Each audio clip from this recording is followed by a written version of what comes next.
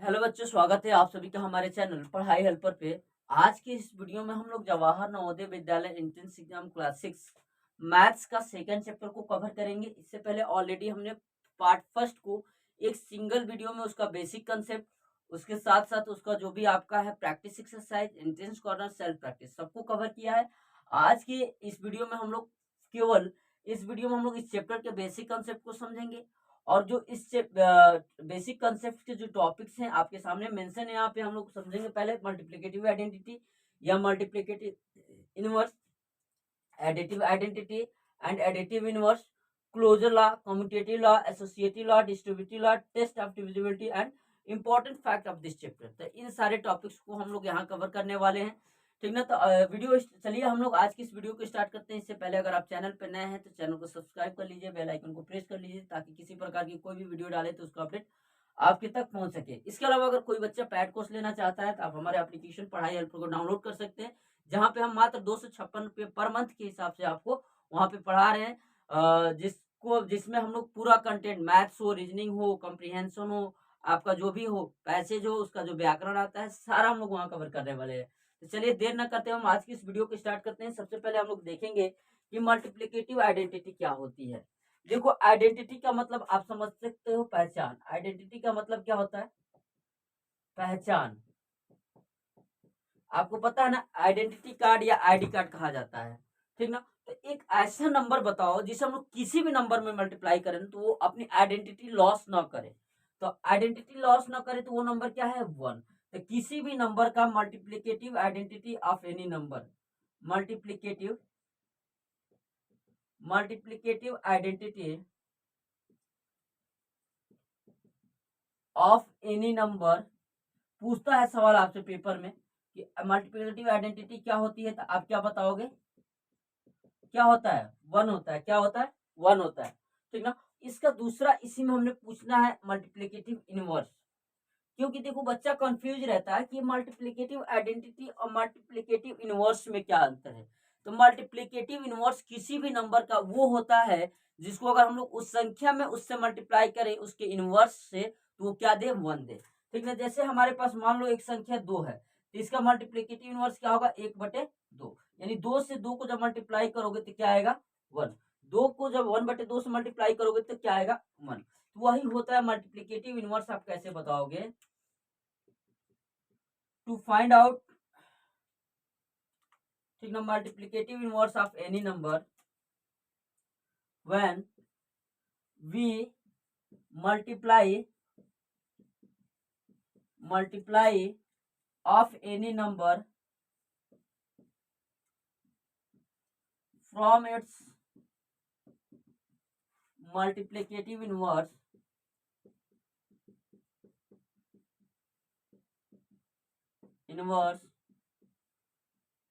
we get 1। हमें क्या मिलता है? 1 मिलता है। जैसे मान लो अगर हमारा 4 है तो इसका क्या है? 4/1 है ऐसे। तो इसका क्या होता है मल्टीप्लिकेटिव इनवर्स? इसको हम लोग ऊपर लिखते हैं, इसको नीचे, यानी इसका मल्टीप्लिकेटिव इनवर्स क्या होगा? 1/4।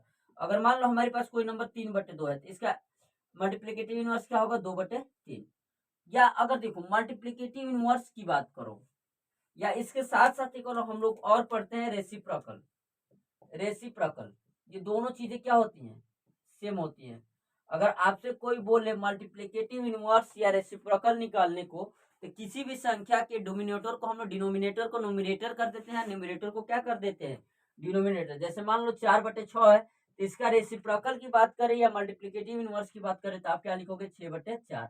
अगर -7 है तो इसका क्या मतलब होगा? -1/7 आपका रेसिप्रोकल होगा या मल्टीप्लिकेटिव इनवर्स होगा, ठीक ना।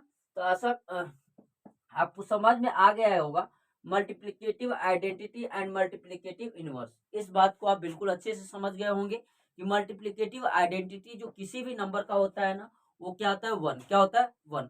अगर हम लोग मल्टीप्लिकेटिव इनवर्स की बात करते हैं तो ये क्या होता है? हम लोग उसके न्यूमरेटर को डिनोमिनेटर और डिनोमिनेटर को क्या बना देते हैं? न्यूमरेटर। आप समझ गए होंगे इस बात को भी, ठीक ना। तो चलिए हम लोग बढ़ते हैं सेकेंड टॉपिक की तरफ, एडिटिव आइडेंटिटी। अब देखो, एडिटिव आइडेंटिटी का मतलब होता है कि ऐसा नंबर बताओ जिसको हम लोग उस नंबर में ऐड करें तो वो अपनी आइडेंटिटी लॉस ना करे, अपनी आइडेंटिटी पहचान ना खोए। तो क्या होता है? 0। 0 को जब हम लोग किसी भी नंबर में अगर ऐड करेंगे ना तो वो अपनी आइडेंटिटी को कभी लॉस नहीं करता है, उसकी आइडेंटिटी वैसी ही बनी रहती है। तो जीरो क्या होता है, additive identity of any number होता है। किसी भी संख्या का जो एडिटिव आइडेंटिटी होता है ना, वो क्या होता है, जीरो होता है। तो आप क्या बताओगे, सेकेंड का एडिटिव आइडेंटिटी क्या हो जाएगा, आइडेंटिटी क्या होता है, जीरो। जैसे देखो, अगर हम मान लो हमारे पास एक नंबर है कोई, मानते हैं -7 है, अगर इसमें हम लोग अगर जीरो को ऐड करेंगे तो ये -7 ही होगा। अगर मान लो 5/10 है, इसमें अगर हम मान लो जीरो को ऐड करेंगे तो ये 5/10 ही होगा, कोई बदलाव तो आएगा ही नहीं। अगर मान लो हमारे पास माइनस का 20 कुछ भी है, इसमें अगर हम मान लो जीरो को ऐड करेंगे तो ये माइनस का 20/100 ही होगा। तो आपका एडिटिव आइडेंटिटी की बात करें तो ये क्या होता है, किसी भी संख्या में हम लोग क्या जोड़े कि वो अपनी पहचान आइडेंटिटी लॉस ना करे, अपनी पहचान ना खोए, उसको हम लोग क्या कहते हैं, एडिटिव आइडेंटिटी। तो किसी भी चीज का जो एडिटिव आइडेंटिटी होता है तो उसको क्या कहते हो, जीरो होता है। क्या होता है, जीरो होता है। बहुत ज्यादा इंपॉर्टेंट है, आपको इसको भी क्या करना है, याद रखना है। इसको भी आपको क्या रखना है, याद रखना है। अब दूसरी बात बोला है एडिटिव इनवर्स। दूसरा इसमें हम लोग को क्या पढ़ना है, एडिटिव इनवर्स। एडिटिव इनवर्स, अब देखो एडिटिव इनवर्स होता है ना, किसी भी संख्या में हम लोग क्या जोड़े को क्या हो जाए, जीरो। जैसे 2 है, 2 में हम लोग क्या जोड़े कि क्या आ जाए, जीरो आ जाए। तो 2 प्लस का 2 है, तो अगर हम लोग इसमें -2 जोड़ दें तो ये क्या आ जाएगा, जीरो। अगर मान लो 1/2 है, तो इसमें अगर माइनस का 1/2 जोड़ दोगे तो ये भी क्या आ जाएगा, जीरो। तो जनरली जो एडिटिव इनवर्स आपको समझ में आ रहा होगा, जैसे मान लो अगर हमारे पास माइनस का 10 है, तो इसमें अगर हम प्लस का 10 जोड़ देंगे तो ये क्या हो जाएगा, जीरो। एडिटिव इनवर्स का मतलब आपको समझ आ रहा होगा, उस संख्या के साइन को हम लोग क्या करते हैं, चेंज करते हैं। जैसे 2 का एडिटिव इनवर्स आप यहाँ पे देख रहे हो -2, 1/2 का एडिटिव इनवर्स आप देख रहे हो -1/2, -10 का एडिटिव इनवर्स आप देख रहे हो कितना रहा है, 10। तो जनरली हम लोग एडिटिव इनवर्स में क्या कर रहे हैं, किसी भी संख्या के साइन को, अगर प्लस की संख्या अगर प्लस की होती है तो उसे माइनस की कर देते हैं, अगर माइनस की होती है तो उसे क्या कर देते हैं, प्लस की कर देते हैं। तो वो संख्या उसका क्या होता है, एडिटिव इनवर्स। ठीक ना। जैसे मान लो अगर हमारे पास -10/5 है, तो इसका एडिटिव इनवर्स क्या होगा, 10/5। ठीक ना। तो आपका जो नवोदय विद्यालय का एग्जाम होता है उसमें पूछ सकता है कि जब हम लोग किसी भी संख्या के एडिटिव इनवर्स को किसी संख्या में ऐड करते हैं, उसी संख्या में ऐड करते हैं, तो रिजल्ट क्या आता है, जीरो। अगर ऐसे नॉर्मल अगर आपसे क्वेश्चन पूछता है कि 2 का एडिटिव इनवर्स क्या होगा, -2, 5 का एडिटिव इनवर्स क्या होगा, -5, अगर -10 का एडिटिव इनवर्स क्या होगा, 10, -1/2 का एडिटिव इनवर्स क्या होगा, 1/2, केवल साइन चेंज करते हैं। ठीक ना। आप समझ गए होंगे multiplicative identity, multiplicative inverse, additive identity and additive inverse. ये आप 4 टॉपिक यहाँ पे हम लोग कवर कर लिए। अब आगे हम लोग बढ़ रहे हैं क्लोजर, कम्यूटेटिव और एसोसिएटिव एंड डिस्ट्रीब्यूटिव लॉ की तरफ। ठीक ना। तो इतनी सारी चीजें आपकी क्लियर हो गई। ठीक ना। तो अब हम लोग देखेंगे आपकी क्लोजर लॉ। अब क्लोजर वर्ड से ही आपको समझ जाना चाहिए वो कहीं ना कहीं क्लोज कर रहा होगा, 2 या 2 से अधिक चीजों को क्या करेगा, ऐड करेगा, क्लोज करेगा या जोड़ेगा या घटाएगा, और घटा के एक सिंगल सा क्या करेगा, रिजल्ट देगा। ठीक ना। तो क्लोजर प्रॉपर्टी अगर आपसे पूछेगा तो क्लोजर क्या होता है, क्लोजर का मतलब जैसे हमारे 2 और 5 इनको जोड़ के क्या देगा, 7। हम लोग पढ़ रहे हैं क्लोजर, क्लोजर प्रॉपर्टी। तो इसका 2 और 5 तो 2 अंक थे ना, लेकिन हमने जब इसको सॉल्व किया था क्या आया, 7। जैसे मान लो 10 - 5, अब ये क्या है, 2 अंक है, जब हमने इसको माइनस किया था क्या है, 5। तो क्लोजर प्रॉपर्टी यही होती है। ठीक ना। कि 2 या 2 से अधिक अंक को किसी मैथमेटिकल ऑपरेशन द्वारा सॉल्व करके एक सिंगल अंक में चेंज करना क्या होता है, क्लोजर प्रॉपर्टी होती है। क्या होती है, क्लोजर प्रॉपर्टी होती है। क्या होती है, क्लोजर प्रॉपर्टी होती है। समझ रहे हो आप लोग। ठीक ना। जैसे 2 × 5 करें क्या आ जाएगा, 10। ये क्या है, तुम्हारी क्लोजर प्रॉपर्टी है। ठीक ना। ये समझ गए होंगे। आपका दे सकता है कहीं भी ऐसे देख सकता है, 2 + 3 = 3 + 2, ऑप्शन दे देगा, क्या ये क्लोजर प्रॉपर्टी है, नहीं है। अगर ये दे देगा 2 + 3 = 5, क्लोजर प्रॉपर्टी है, हाँ है। समझ रहे हो बात को। तो क्लोजर प्रॉपर्टी में क्या होता है, 2 या 2 से अधिक अंक या 2 ही अंक किसी मैथमेटिकल ऑपरेशन द्वारा जुड़े होते हैं, जुड़ के क्या बनते हैं, एक सिंगल यूनिट बनता है, वो आपका क्लोजर प्रॉपर्टी है। देख रहे हैं ना, 2 जुड़े हैं, 1 बन रहा है, 2 जुड़े हैं, 1 बन रहा है, 2 है, 1 बन रहा है। लेकिन यहाँ पे क्या हो रहा है, केवल प्लेस चेंज हो रहा है, तो ये क्लोजर प्रॉपर्टी नहीं है। ठीक ना। आगे हम लोग बढ़ते हैं। अगर ये 2 + 3 = 3 + 2 अगर ये क्लोजर नहीं है तो क्या है, कम्यूटेटिव है। क्या है, कम्यूटेटिव है। कम्यूटेटिव को हिंदी में हम लोग क्या कहते हैं, क्रम विनिमय, यानी क्रम को बदलना। अब क्रम बदलने का काम देखो, 2 + 3 5 होगा, लेकिन 3 + 2 भी जोड़ोगे तो क्या होगा, 5 होगा। यानी हम इसको यहाँ पे ला दिए और इसको यहाँ पे ला दिए, यानी इसके हमने क्रम को क्या किया है, चेंज किया है। ये आप समझ गए। कॉम्यूटेटिव लॉ में क्या होता है, जनरली हम लोग प्लेस को क्या करते हैं, चेंज करते हैं। देखो 2 × 3 = 3 × 2, समझ रहे हो। तो ये जो कॉम्यूटेटिव लॉ है, यहाँ पे भी 6 आएगा और यहाँ पे भी क्या आएगा, 6 आएगा। इन दोनों को ऐड करो तो 5 आएगा, इन दोनों को भी ऐड करोगे तो कितना आएगा, 5 आएगा। लेकिन एक बात देखो, अगर 4 - 2 करोगे तो ये देखो 2 - 4 करोगे, 4 में से 2 जाएगा तो 2 आ जाएगा, लेकिन 2 में से 4 जाएगा तो 2 नहीं आएगा ना।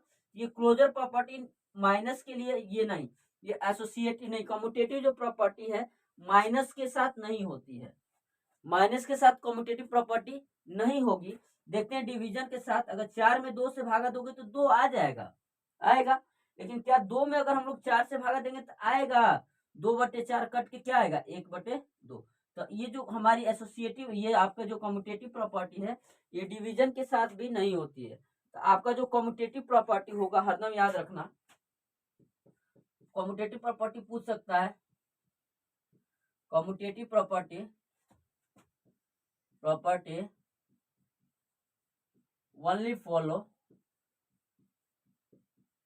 over addition and multiplication। Addition और मल्टीप्लीकेशन पे आपका क्या होता है, कम्यूटेटिव प्रॉपर्टी क्या होती है, फॉलो करती है एडिशन और मल्टीप्लीकेशन को। समझ रहे हो बात को। अब देखो कम्यूटेटिव लॉ मैंने क्रम विनिमय, और ये भी आप समझ गए कि it's only follow over addition and multiplication.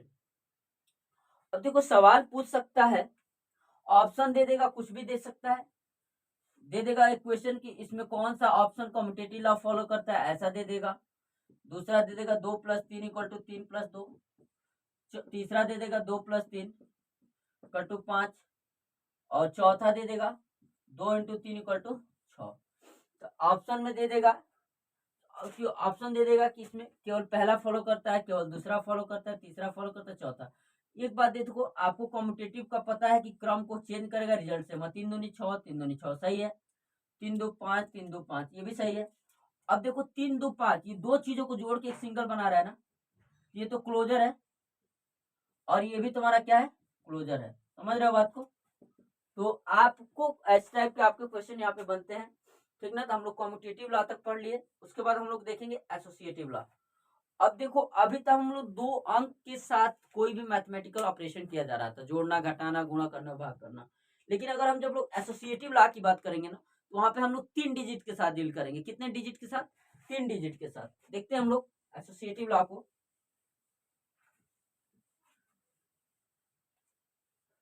अब देखो एसोसिएटिव लॉ में क्या होता है हमारा, जनरली देखो जैसे हमारा पास 2 दिया है प्लस का, 3 प्लस का 6 है, इनको ऐड करोगे, 2 + 6 में 3 जोड़ोगे तो कितना आएगा, 11 आएगा। अब इसी को हम लोग लिख सकते हैं, 2 और 3 को एक साथ ऐड कर लो, 6 को अकेले ऐड कर लो, तो 3 2 कितना होगा, 5, 5 में 6 जोड़ोगे तो कितना आएगा, 11।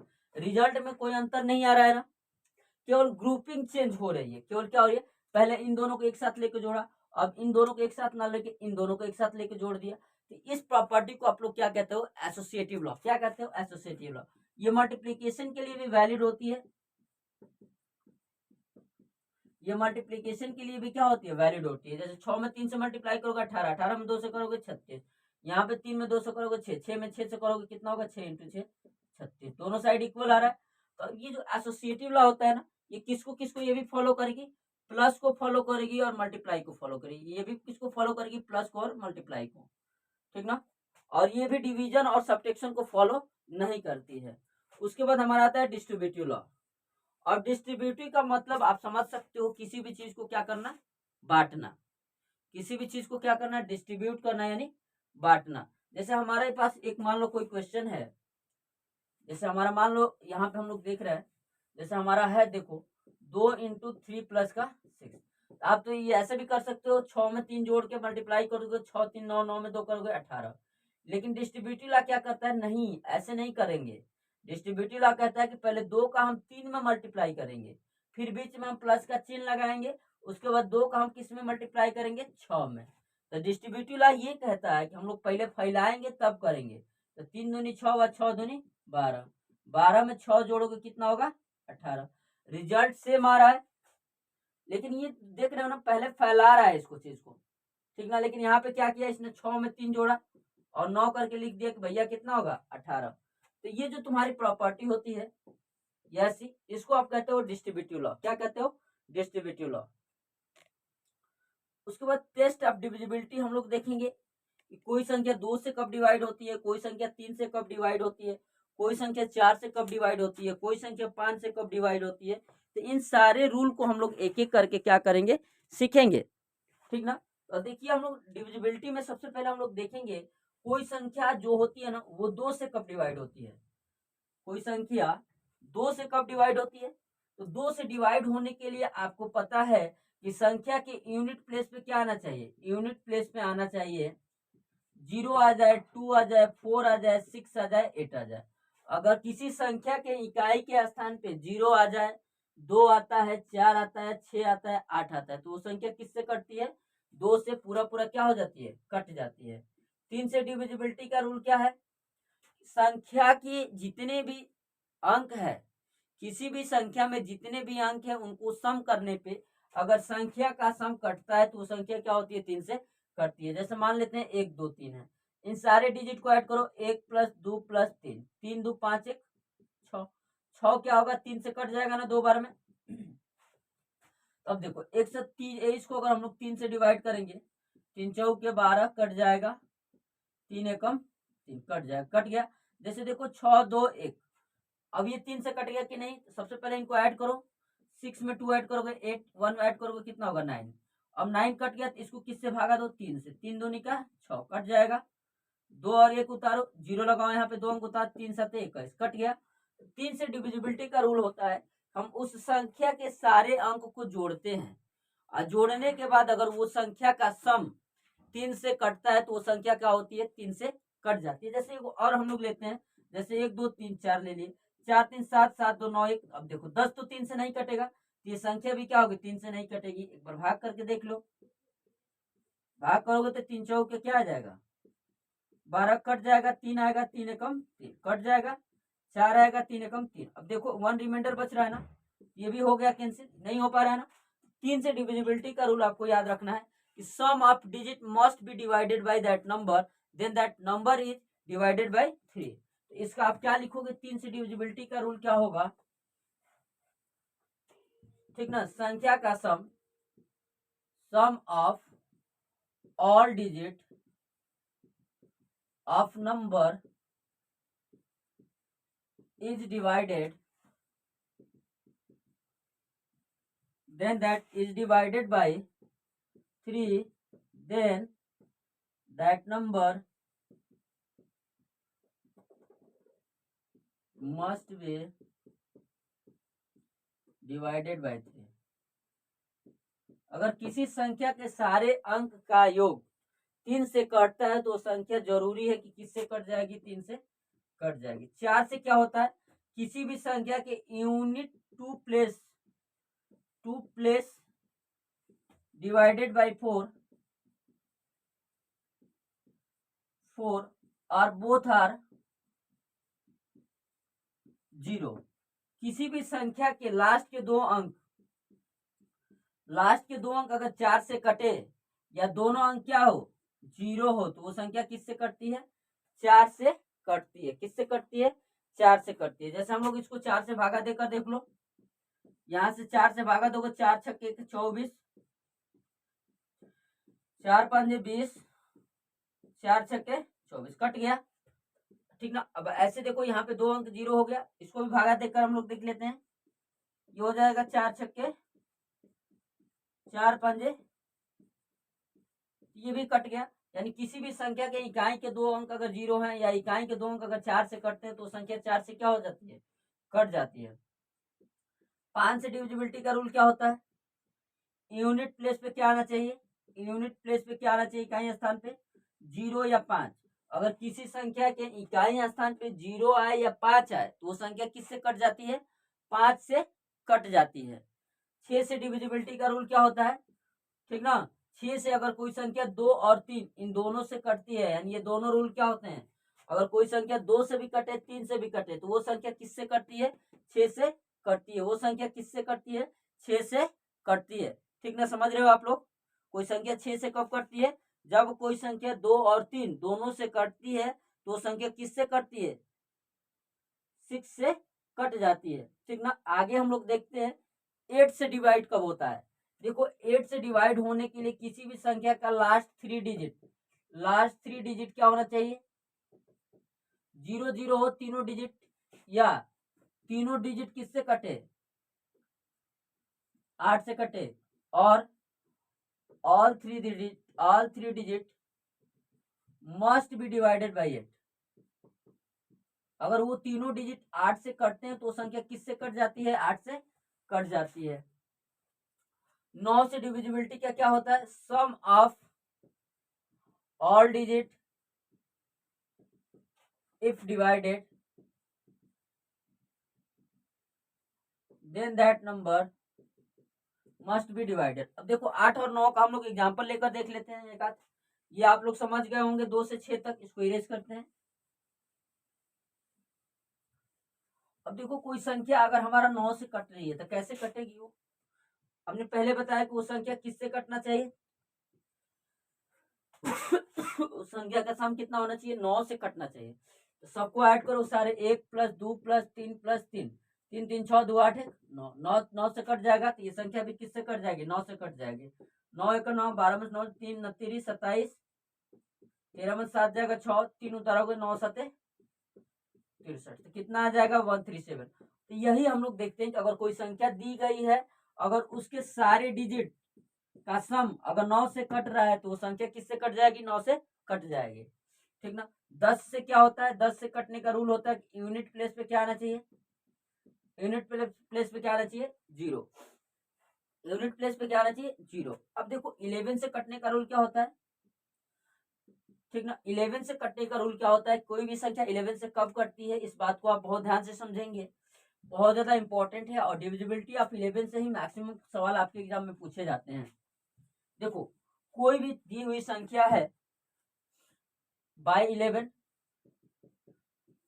देखो कोई भी दी हुई संख्या है, अगर उसके ऑड प्लेस पे आने वाले अंक और इवन प्लेस पे आने वाले अंक का सम अगर क्या होता है, 0 होता है, सम का डिफरेंस अगर 0 होता है तो वो संख्या किससे कट जाती है, 11 से कट जाती है। जैसे देखो ये 1 1 1 1 है, तो ये 1 है, ये 2 है, ये 3 है, ये 4 है। तो देखो ये इवन प्लेस 4 और 2 है, इनको ऐड करोगे तो ये क्या है, 1 1 है, 1 + 1 माइनस ये पहला तीसरे पे भी क्या है, 1 + 1, तो कितना आ गया, 2 - 2, तो कितना आ गया, 0। 11 को अगर आप 11 से डिवाइड करोगे एक बार में कट जाएगा, 11 2 उतरेंगे तो एक बार में ये भी क्या होगा, कट जाएगा। तो इसका आंसर क्या आ जाएगा, कट जा रहा है। अगर जैसे देखो अगर हम लोग देखें 1 2 1 2, तो ये आपका 1 2 3 4। अब देखो 3 और ये ऑड है, 2 2 4 1 1 2, 4 में से 2 जाओगे 2। अब ये संख्या क्या होगी, 11 से नहीं कटेगी, कटा के आप लोग देख लीजिएगा।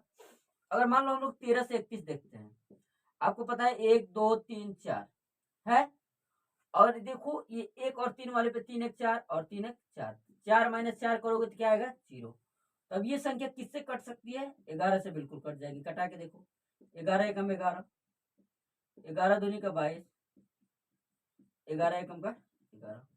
ये आपकी जो संख्या है किससे कट गई, 11 से कट गई। तो 11 से कटने का तरीका आपको पता चल गया कि कोई भी संख्या है उसके हम लोग जो भी अंक ऑड प्लेस पे आए, यानी विषम स्थान पे जो अंक है, ठीक ना, जैसे अगर मान लो तो 1 5 5 1 है, ठीक ना, ये 1 है 2 है 3 है 4 है। अब देखो ऑड प्लेस का मतलब ये ऑड प्लेस है, एक स्थान पे आ रहा है, ये भी ऑड प्लेस है। ऑड प्लेस वाले को जोड़ोगे 5 1 6, इवन प्लेस 4 और 2 है, मैंने चौथा और दूसरा, यानी कि ये भी इनके 2 पे क्या है, 5 से 4 पे क्या है, 5 में 1 जोड़ोगे 6, 6 में 6 माइनस करोगे तो क्या आएगा, 0। तो इन दोनों प्लेस पे जो भी अंक है इनका डिफरेंस कितना आ रहा है, 0। ये भी तुम्हारा क्या होगा, 11 से कट जाएगा। कटा के देखो, 1 5 5 1 कटाओ 11 से, 11 एकम 11, 11 चौक 44, 11 एकम 11, कट गया 141 आ गया। ये आपका किसका रूल होता है? डिविजिबिलिटी बाय 11, ठीक ना। तो हमने क्या किया अभी तक हमने सारा ये सारे कंसेप्ट पढ़ लिया। अब लास्ट टॉपिक बताया इंपॉर्टेंट फैक्ट्स, ठीक है। कुछ ऐसे क्वेश्चन देते हैं जिसका हम लोग ऐसे जनरली कुछ दिमाग लगा के, कुछ माइंड लगा के उसको हम लोग क्या कर सकते हैं, सॉल्व कर सकते हैं। तो उसको अब हम लोग यहाँ पे देखेंगे, ठीक ना। ये जितनी सारी चीजें बताई गई आपको शायद समझ में आई होंगी, ठीक ना। समझ में आएंगे होगी तो बहुत बेटर है। अगर आपको नहीं समझ में आया होगा, किसी प्रकार का कोई भी डाउट होगा, तो आप वीडियो को कमेंट सेक्शन में जरूर कमेंट कीजिएगा, ठीक ना। हम लोग बढ़ते हैं आगे इंपॉर्टेंट फैक्ट की तरफ। देखो जो पहला फैक्ट है इसमें इन्होंने क्या बताया है, if a number is made by writing a digit 6 times then the number is divisible by 7 11 13। अगर हम लोग कोई भी एक संख्या है जो कितनी बार आ रही है, 6 बार आ रहा है, मैंने कोई एक डिजिट है जो 6 बार आ रहा है, तो वो संख्या किससे कट जाती है? 7 से कट सकती है, 11 से कट सकती है, 13। जैसे हम लोग 7 से कटा के देखेंगे, 3 बार चला जाता है, 21 2 में से एक जाएगा, 1 2, 7 एकम 7, 12 में से 7 जाएगा, 5 2, 7 7 49 कट जाएगा, 12 में से 9 जाएगा, 3 कट जाएगा, 7 चौक 28, 12 में से 8 जाएगा, 4 कट जाएगा, 2 7 6 42। यानी फाइनली हम लोग देख रहे हैं कि ये संख्या जो है ये 6 बार रिपीट हो रही है, और ये किससे कट जा रही है? 7। ऐसे आप लोग डिवाइड करके देख सकते हैं, ये 11 से भी और 13 से भी क्या होगी? कटेगी। नेक्स्ट फैक्ट की तरफ हम लोग चलते हैं। अगला फैक्ट देखिए, देखो अगला फैक्ट में इन्होंने क्या बोला है, if a number is made by writing a 2 digit number 3 times, माने 2 अंक की संख्या को अगर हम लोग 3 बार रिपीट करते हैं तो वो संख्या किससे कटती है? 7 और 13 से। जैसे हम लोग कोई भी नॉर्मल एग्जांपल लेते हैं, 1 3 1 3 1 3 ले लिए, 3 बार रिपीट है, 2 अंक है, 3 बार रिपीट है। 7 से कटा के देखो, 7 एकम 7, 13 में 7 जाएगा 6, 1 उठाओ 7 7 49, 7 8 56, 11 में 6 जाएगा 5, 3 उतारोगे 7 8 7 7 49, 13 में से 9 जाएगा, 4 कट जाएगा, ऊपर से क्या होता है 7 5 35, 11 से 5 जाएगा 6 3 7 9 63। यानी फाइनली हम लोग देख रहे हैं कि ये संख्या किससे कट जा रही है? 3 से कट जा रही है। तो ये संख्या आप 13 से भी डिवाइड करके देखेंगे कि ये संख्या 13 से बिल्कुल कट जाएगी। नेक्स्ट फैक्ट की तरफ हम लोग बढ़ते हैं, फैक्ट नंबर 3 की तरफ।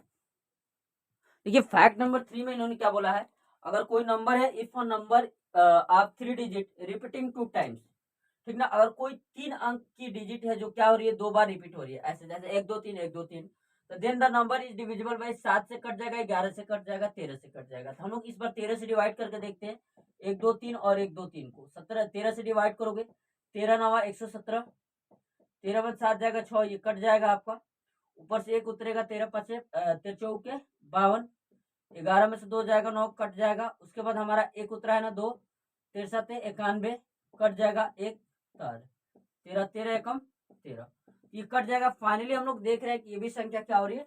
कट जा रही है। तो आज की इस वीडियो में हमने क्या किया, जो सेकंड चैप्टर था इसका बिल्कुल फुल माने पूरा का पूरा बेसिक कंसेप्ट इंक्लूडिंग फैक्ट तक ने हमें कवर कर लिया, ठीक ना। तो जो भी बच्चे हैं जिनका जो इस वीडियो को देख रहे हैं उनके मन में किसी प्रकार कोई भी डाउट है तो आप वीडियो कमेंट सेक्शन में पूछ सकते हैं, आप पर्सनली हमसे कांटेक्ट कर सकते हैं। या इसके अलावा अगर आप पेड बैच चाहते हैं तो आप हमारे एप्लीकेशन पढ़ाई हेल्पर को डाउनलोड कर सकते हैं, जिसमें मात्र हम 256 रुपये पर मंथ के हिसाब से, यानी मात्र 999 रुपये में हम लोग क्या करा रहे हैं, कंप्लीट कोर्स, जिसमें आपको कंप्लीट मैथ है, रीजनिंग है, ठीक ना, और आपका कॉम्प्रिहेंशन है।